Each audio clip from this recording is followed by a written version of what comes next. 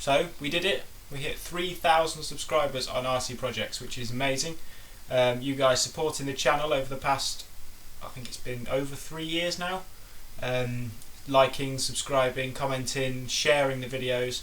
I'm really humbled by the support you've given the channel.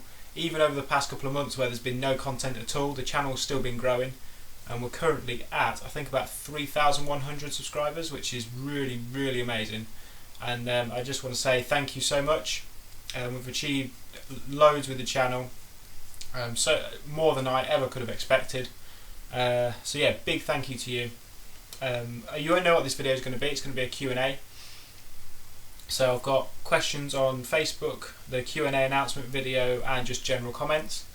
I'm going to include the RC questions as well, simply because not many people left questions anyway, but I'm just going to try and answer them as best I can. I'm going to go with the Facebook questions first, and the first one is from my friend, actually, Chris. Your best tips for filmmakers / YouTubers, with a smiley face. Find something that you enjoy and just give it a go.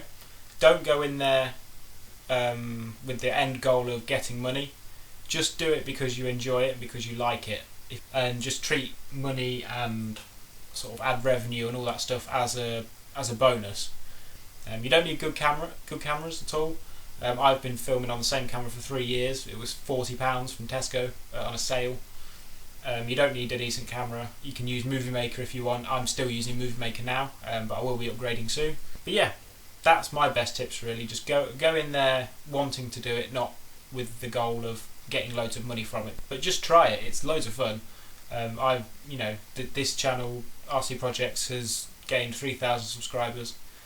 I earn no money from it. It's just because I enjoy doing it, and I've had a great time. I've talked to thousands and thousands of people online. People who I never would have spoken to before, from different countries and different backgrounds. It's really nice to have that communication. So yeah. Question 1. Thank you, Chris. Question 2 is from Brandon Toulson, again on Facebook, and he's asking, where do you get most of your RC parts from? 2 places, eBay and modelsport.co.uk. eBay, simply because they've got a massive range. There's loads and loads of sellers all over the world. A guy I use quite a lot, called the Twokie Bird. He's from Australia, and he's got super cheap parts, cheaper than, being as they're all the way in Australia, the parts are often cheaper to buy and ship here than parts in the UK. So yeah, he's a really good seller. You get RC bearings for all the Tamiya kits and various others. Yeah, I use eBay loads. Love eBay, better than Amazon. Model Sport, that's where I've got the majority of my RCs from, the kits, the big kits, except the SCX-10. Yeah, really good site. They've got a massive range, all well organised, really well laid out, good prices, really competitive prices, and yeah, they've got most of what you need. Some upgrade parts are difficult to find on there. They don't have stuff like Racing or Free Racing or things like that. They just have sort of, if they've got a Tamiya kit, they'll have Tamiya upgrade parts rather than aftermarket upgrade parts. But yeah, love Model Sport, great site, really well organised, good prices, good delivery. Never had any issues with them at all, and yeah, really happy with them. So they're the main 2. RC Mart is another good one. I'll be ordering some parts there for the Mini soon. They've got a great range as well. The website is awfully laid out, but yeah, they're really good as well. Recommend them. So thank you, Brandon Clausen, and hello. So now we're on to YouTube questions. First one from Grant Parker. He says, what's your other channel? But obviously means what's my other channel. Now in that video I mentioned that I was building my own PC, and I'd be filming that process and uploading it to another channel. That other channel is my general YouTube channel, not RC Projects, where all my subscriptions are to other people who I watch regularly. That's where all my subscriptions are, and that's where I upload random videos. There's only 4 on there anyway. That's where I'll be uploading the PC build video. So thank you, Grant Parker, for the question, and hello to you. Okay, here's the next question from Jas Point. Why don't you have dirt cars like the Hornet? And also, What do you do for work? Aha, that's where it was. I'll answer the first bit. Why don't you have cars like the Hornet? Simply because I'm not mad keen on them. I'm not really keen on the buggy type look. My dad's got a Tamiya Boomerang up there, which I quite like, but I'm not mad keen on the buggy look in general. I've never have been, never will be. I like the more 10th scale car scale look. That's much more my speed, much more my style. And what do I do for work? Well, currently I'm an apprentice, and I work for a sheet metal fabrication company. I've been there 7 or 8 months now. It was since I moved house. I moved house, and then a week later I started my new job. So I'm an apprentice sheet metal fabricator. Currently going to college 1 day a week, doing a welding course for TIG, MIG and MMA welding. And there's also some sheet metal in there as well. So yeah, by the end of 3 years I'll be a level 3 fully qualified sheet metal fabricator. It's completely different to what I've done before. I've never done any welding before, never done any sheet metal before. So yeah, that's what I do for work, and obviously I can incorporate the stuff that I do at work in the RC stuff. So thank you for the question, Just Point, and hello to you. From J Drifts Things, and he asks, would you ever consider building a 1-to-1 scale drift car, so a full-size drift car? I would love to, really would love to. I went to a recent drift event at Santapod, and it was a drift experience that I got for my birthday a while ago. So I got half a day in a R33 Skyline that was really beaten up, and then there was obviously drifting going on at the same time. I'd love to build a 1-to-1 scale drifting car, really would, but it'd have to be something like a Skyline or a 240 Silvia. I'd love to have something like that, but they're so expensive now because they're so rare. Yeah, I would love to do it, but there's very little cars that I would want to build left around. And after seeing the cars there, they're all really beaten up, and I'd hate to do that to a car. I know you can keep drift cars nice, but if you want them to perform well and look nice, it's quite difficult to do. So yeah, I'd love to do it, but being as the cars that I'd want to build are so rare and so expensive, it's not really feasible at the moment. Yeah, that's from J Drifts Things. So hello to you, thanks for the question. We have another question from Sniper Cat, and he says, what camera do you record with? Now, I'm not going to answer that now. I'm going to nip back home and show you all the cameras on my desk, and I can go through each one and tell you about them. But yeah, you'll see that right now. So, this is the first ever camera I used on the channel. It's a Fujifilm Finepix S3200, I think it is, from what I can remember. And yeah, used this all the way up to the proper first running video of the Rally Project, and then moved on to the one I'm filming with right now.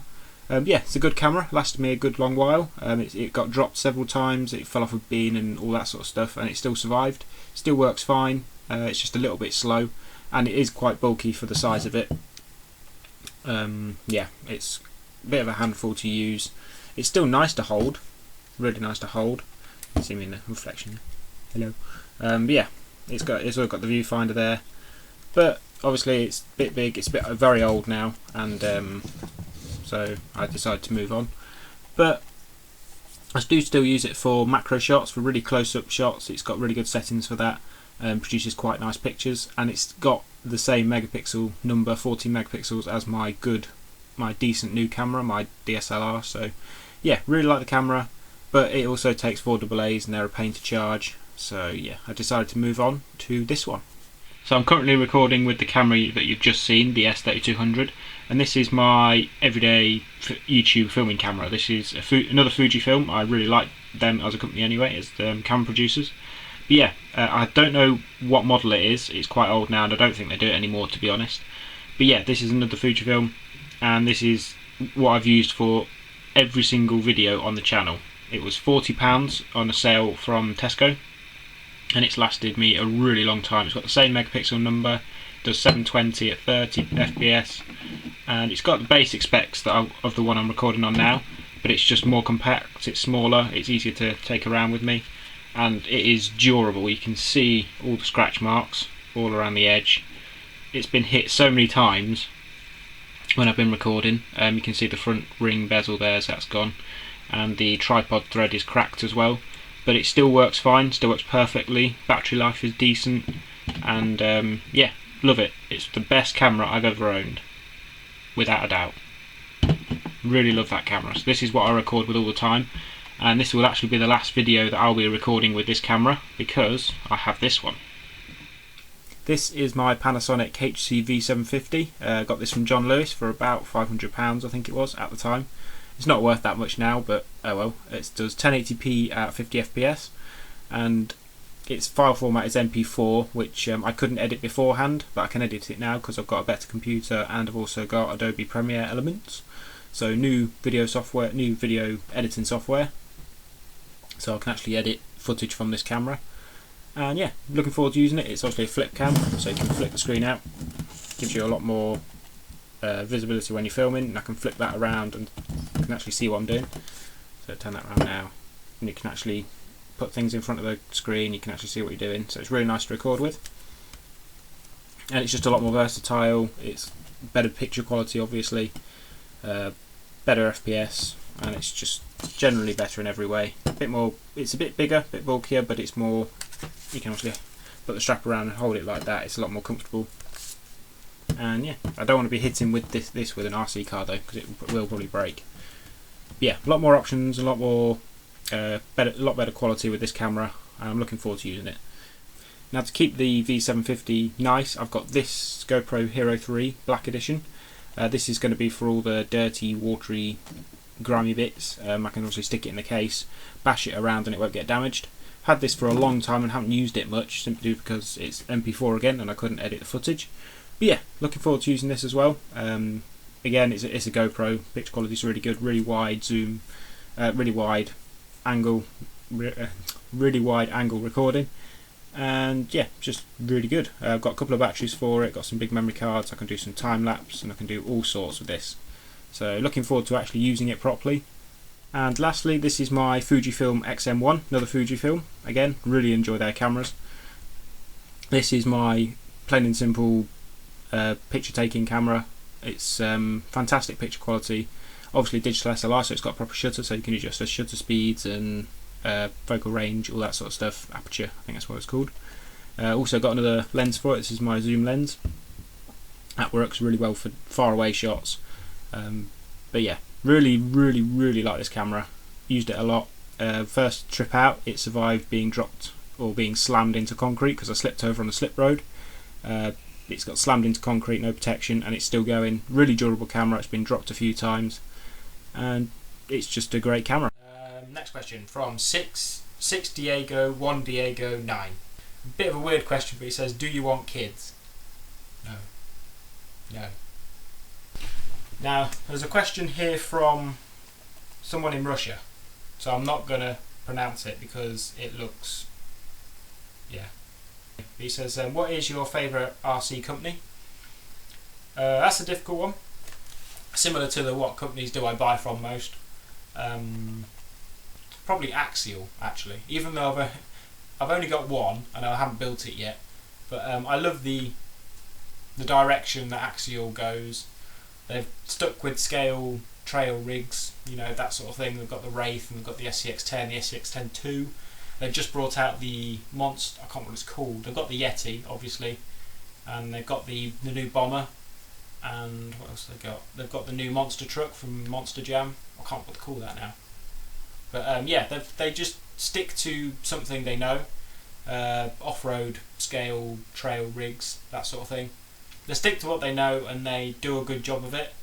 I think Tamiya are still good. They're really well priced, but that's because they don't provide the higher level of RC parts, RC upgrades that other people do provide stock. So yeah, Axial, I'd say Axial, definitely. I'm looking forward to building the SCX-10 II. That will be 2017 at the start of it, so looking forward to that. So thanks for your question, person, and hello. Thanks for sending in the questions, people that did. And yeah, looking forward to 2017.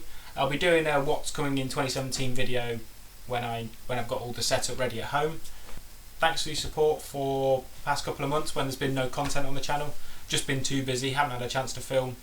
But being as I'm off work now because of Christmas, I've had a chance and got some videos out there. Got some videos currently filming.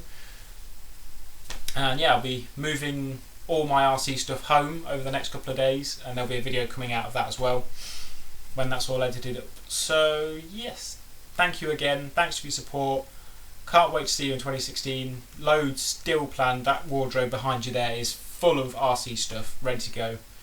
Just need to find the time to do it. My shift is changing at work. I'll be having a half day on Friday, which means I can do a good session of filming there, edit it throughout the week and the weekend, and then upload it the next week. So once that's set in place, I'll have hopefully a video every week, if not more.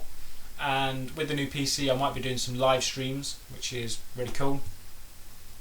Because I think Twitch is starting to bring in different categories for streaming. If not, I'll use the YouTube live streaming tool, give that a go. And yes, can't think of anything else. Thank you again for 3,000 subscribers. Hope this has been an interesting video. If you still want to ask questions, leave them down below in the comments and I'll answer them in the comment section. I'll just reply to you. Yeah, thanks for watching, thanks for 3,000 subscribers, and I shall see you in 2017. Bye.